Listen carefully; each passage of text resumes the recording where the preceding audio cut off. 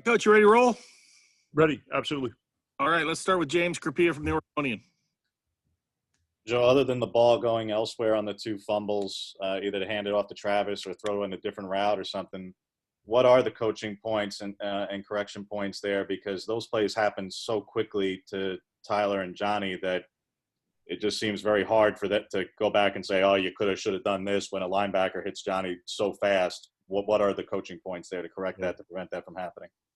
Yeah, sometimes, you obviously have to credit the other team for making a good play. Tyler spun and the guy come in and punched the ball out, and kind of the same thing happened with Johnny. But, we work on ball security every single day at the beginning of practice. Obviously, we have got to do a better job making that a focal point during the course of practice, so our ball security and decision-making are better. And, two definitely negative plays that adversely affected the outcome. And but on the other side, both of their kids made pretty good plays on those. Ryan Thorburn, register guard. Mario was just on here saying that Washington's defense has wrecked some games with their edge players. How would you kind of describe the challenge that the offensive line and Tyler have this week just to be on point with that pressure? Yeah, incredible size and strength on their interior two guys. And then you look at 58 and 55, two kind of different styles of player. Pretty sure 58 leads the country in sacks, I believe, and 55 is just a very strong, a powerful guy. As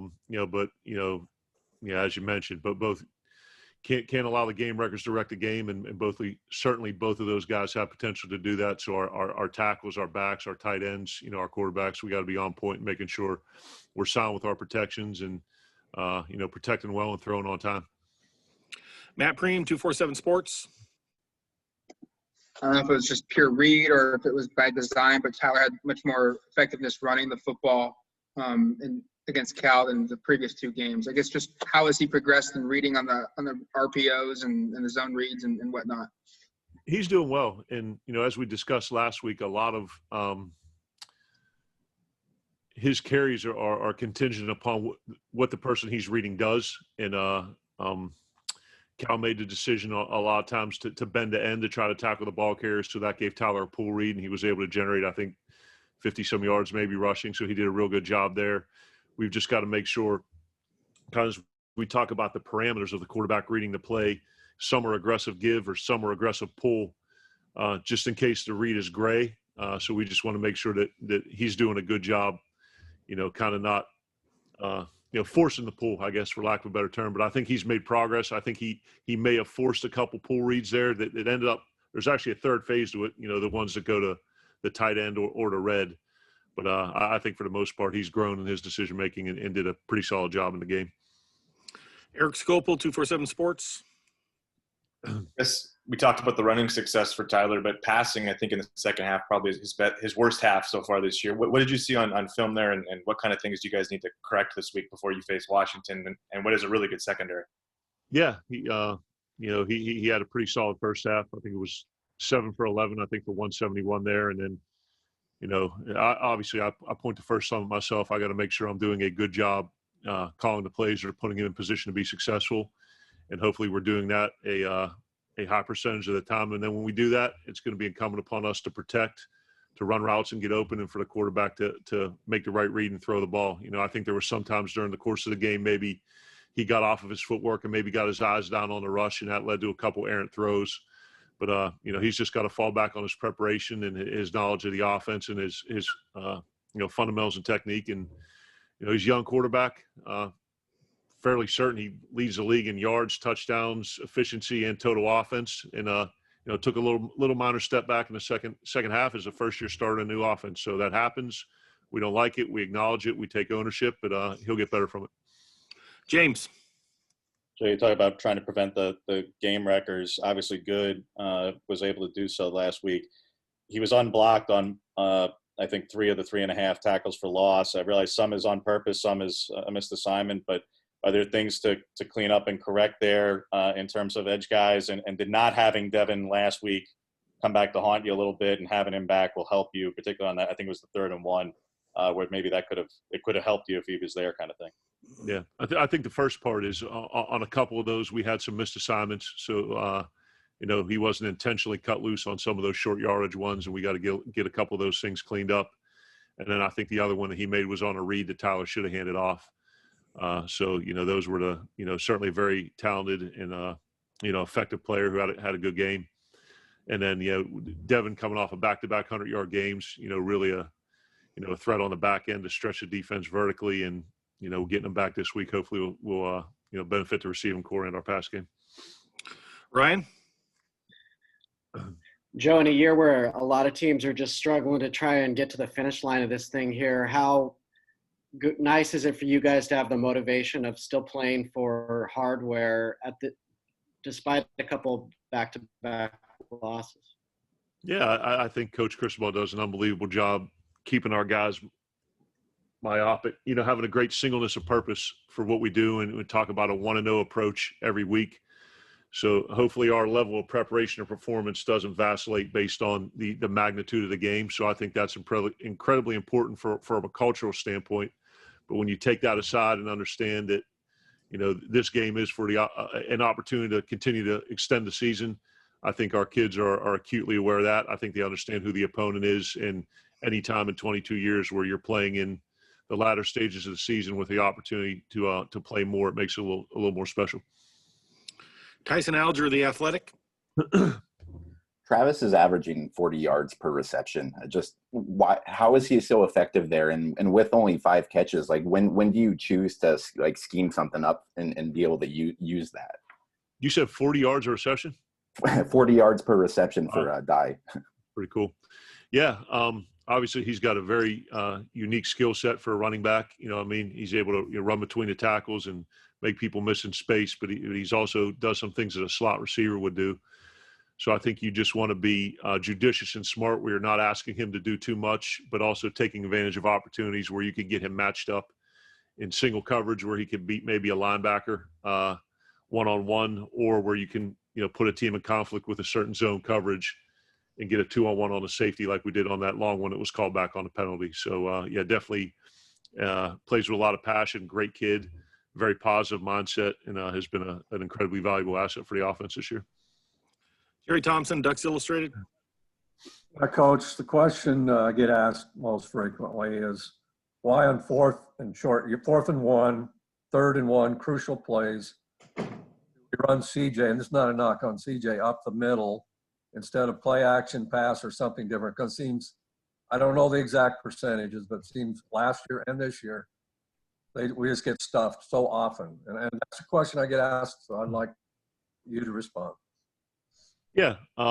We sit down during the course of the week and certainly game plan our short yardage and goal line package. I think we looked at our 3rd and short conversion percentage this year, and I think we're 6 for 9, I believe is what it was. And you kind of want to be in the 80% for that or higher. But, it's really what we do is really contingent upon what we see from the defense. And I don't know, in like 3rd and short situations where you want to necessarily be running sideline to sideline, you'd like to be able to get downhill and get a push on the interior of the line, and then you're really taking a calculated risk with the nakeds. We really do those more on the goal line than we do in 3rd and short. But I guess to answer your question, you want to have confidence in the interior offensive line to get a push. You want to get the ball handed off to the tailback going downhill with full head of steam, and you hope that you're able to create a push at the line of scrimmage. And then when the opportunities call for some sort of misdirection or like a naked pass, we've been able to utilize those more on the goal line. And I think you look at the Washington State game, I think we ran a couple of nakeds where we hit Johnny and Chris Hudson on the flat. And I think those were 3rd and shorts or 4th and shorts. So it's really all game plan predicated. Max Torres, Scoop Duck. Joe, Jalen Red, obviously a very unique weapon for this offense. Talk a little bit about kind of his effectiveness and what you've seen from him this season.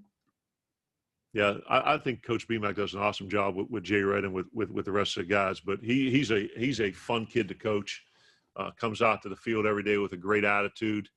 Practices 100 miles an hour, and you can tell it really means a lot to him. And then kind of like Travis, you kind of look at them as kind of similarly skilled. That you're able to use Jay Red as a receiver in the slot. You're able to get him on some speed sweep stuff where he could do some running back type of things. And and create some mismatches. So, he, like I said, he's been another guy that's been a very valuable asset to us just because he's able to do a bunch of different things successfully. Time for two more. James? Joe, how have you seen him handle either his own self-criticism or the criticism he's received from the outside? Because you mentioned and rattle off all the stats and they're there, but it seems like a lot of people on the outside seem to have amnesia about how good he's been, and then they go and they see 1 of 7 and then they're ready to pull the plug and see if there's something else that can be done, as opposed to this is a guy who's been so productive for a long, sample size. That 1 of 7 may not be the end of the world kind of thing, particularly on 3rd and longs. How has he handled the criticism internally and externally? Yeah, I'm honestly, I'm not too familiar with what the criticism has been for him. But as you mentioned, he's a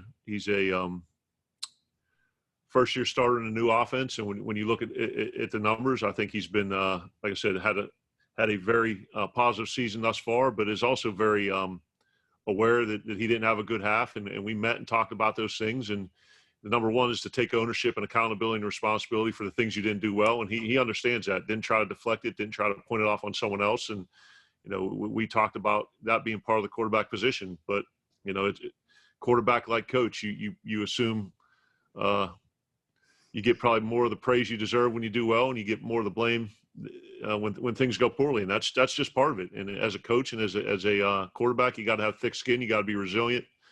But I don't think either offensively or as a team we're in a position to be doing any of the things that we have so far this season without his performance. And that doesn't mean he's where he needs to be. He's got a lot of work to go, but I mean, he's working hard. I think he's performed. He didn't have a very good half, and he'll learn from it and improve. Last question goes to Tyson Alger.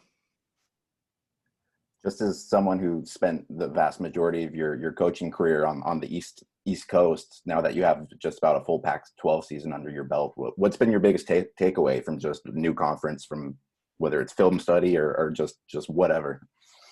I think my biggest takeaway has been the parity.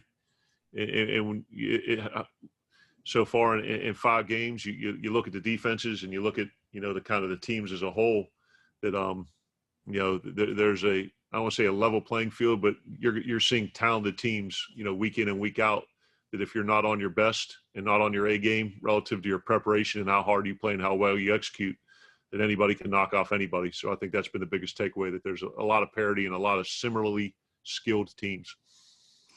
Thank you, Coach. Appreciate your time. Thank you, guys. Have a great day. You